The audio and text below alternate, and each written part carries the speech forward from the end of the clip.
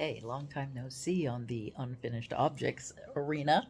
Um, Boy, howdy, do I have unfinished things to do. For me, every year, New Year means getting my crap together because I'm always living in slight chaos.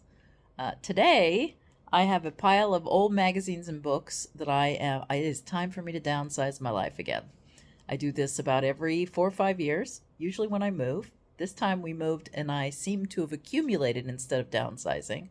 But this spring is going to all be about downsizing. I am getting rid of the excess baggage I don't need. And some of it's going to be hard because, boy, am I a collector of the arts and crafts supplies, inspiration, supplies, all of it. I find it so inspiring, but it's also hindering because when you don't have any place to work, because you have too many supplies, you can't actually get anything done. Now, I have lots of friends who are super ultra organized and they get lots done and they don't have to fight for space. And my goal is to get a working space this spring where I can actually accomplish using some of those supplies. I went back in my office the other day and found like Dreamcatcher supplies that I bought to make years ago that are still sitting unused. I also opened up a tote of books, which, by the way, I have a whole bunch of used books and magazines that I have put in my antique booth in Forest Grove. So if you're local and you want to add to your collection, I don't think many of us do, they're there for sale. I'm going to go back actually in the next couple of days and put some signs on things. I am getting rid of my overabundance of supplies and tchotchkes and everything else. So many shiny things, so little time, right? And so little space. So I'm going to turn you around and show you what I'm doing today. I found a tote of magazines and I'm going through them, getting inspiration, deciding which ones I want to keep and which ones I want to get rid of. And again, as you look through magazines, what happens? Ooh, that's a good project. Ooh, that's a good project. Most of the things that I get inspired by in magazines are sweaters. I have plenty of yarn to make these sweaters, but do I have the time and the wherewithal to actually make them? I don't know.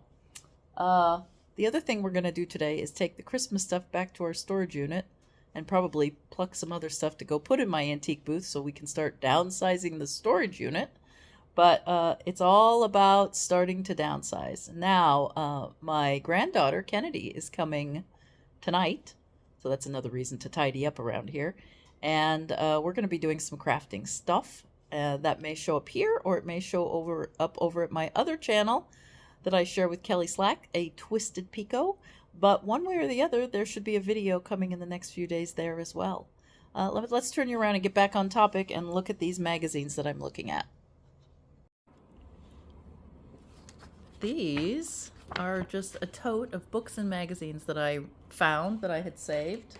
Don't even remember why, because life is short. I think I decided this one had one interesting sweater, but one is not enough, so it's going to go in the get rid of pile. These, I bought yarn in Ireland, in the Aran Islands, to make an Aran sweater, and I quite like this one. I think this is the only one in the entire book I like, and maybe I'll just make a copy of it. But of course, you know, when you make a copy of something, you forget why, and it gets lost. I do have a 3-ring binder, but do I use it? No. This is the other Aran sweater book, and I quite like that sweater.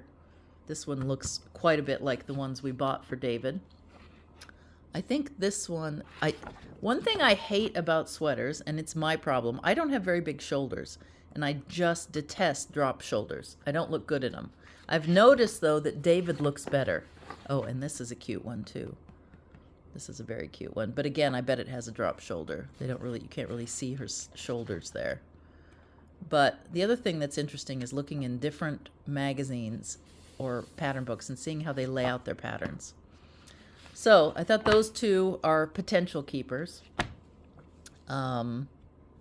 This magazine had, oh no, I haven't looked through this one yet.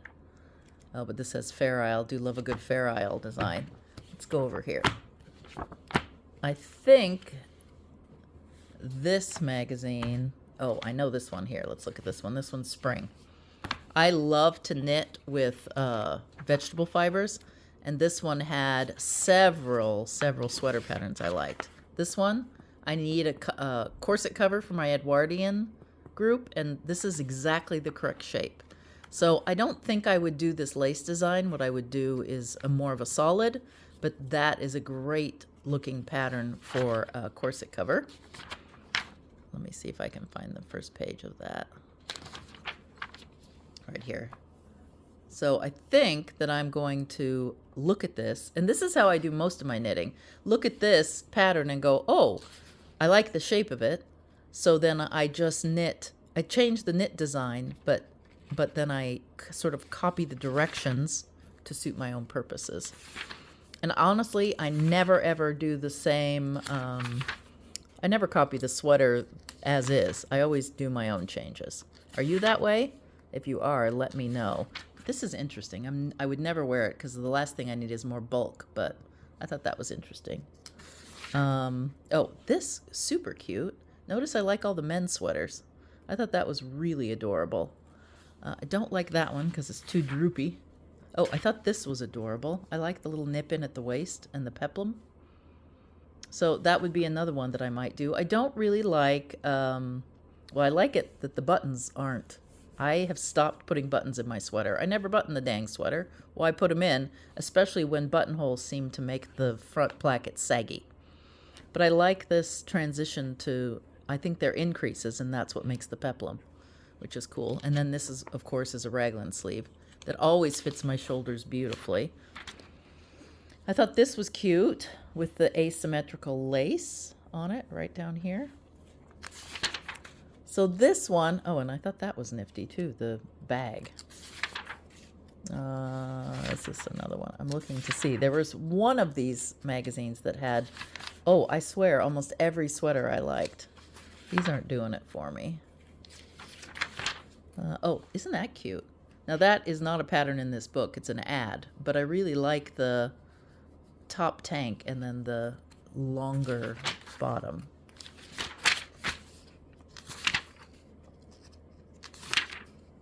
Let's see, there was another sweater, I swear, in here. Oh, this shawl's cute. It's called the, I need a shawl like I need a hole in my head. Let's see if there was, no, I think that was it in that magazine. So this, and this is Interweave Knits, and you can always get these electronic, spring 2009. I know that I have another copy of this one. This one is fall 2010. I'm almost positive this is the one that had multiple sweaters that I loved. Let's see where it is. Mittens. Not that I need mittens. Oh, yeah, I love twisted stitches. Are those not the most adorable thing? And I know Kelly has a few patterns with twisted stitches. All they are is a 1x1 cable. Now, I don't do socks. I don't do cable-y socks. I really like ribbed socks because they're stretchier and they hold their shape better. But that could be interesting, some twisting to do mixed in with cables. Love that sweater. And this is a set-in sleeve sweater. I love that sweater, only I don't like the I-cord. I think I-cord looks messy. I love that sweater. I love that sweater. Set-in sleeves, nice tight sleeves. I think that's a saddle shoulder. Maybe not. I don't know. That could be a little dropped. I don't like that one, nor that one. Oh, and look, it's got short rows on the back. I need to work on my short rows.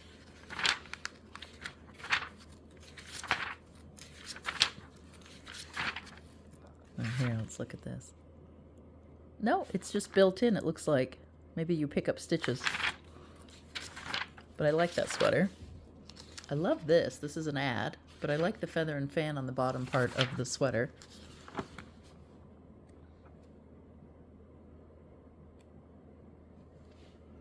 That one's a bit chunky. That's all about making plaids in your knits. Well, I don't know if I looked through this or not. I don't remember that sweater. Oh, here we go. Oh, I don't like that, but I do like that a lot. Don't like that. What do you think? You tell me which ones you like too. Anyway, so of course the difficulty in getting rid of books is, how do you choose? How do you choose? How do you choose? Okay, I haven't looked through this one yet, but I already love the pattern on the cover. This one's spring 2011. And when I just looked beside me, I know which one is the book, the magazine that had like, here is the magazine. Here's the magazine that had, I love the cover sweater, although I would make it longer. And I would make the pockets bigger. But winter 2007, and of course, 22 timeless styles to wear now and forever. So many sweaters in here I loved. So many. So this one is definitely a keeper. Right now, this stack is my keeping pile. I haven't looked at this one. I've thrown one magazine away. Now, to be fair, I've also gotten rid of so many other ones because I was careful not to look at them too closely.